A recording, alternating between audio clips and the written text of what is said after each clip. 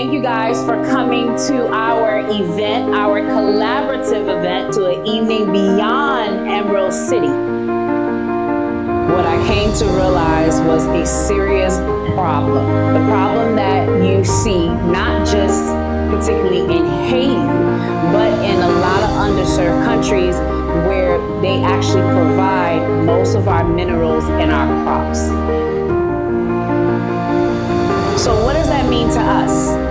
It's not a they problem, it's a we problem. But newsflash, if we don't do something about it, by 2030, the actual waste management system that we have right now will increase by over 30%. So we have to love our Mother Earth, because it's going to affect us sooner than later.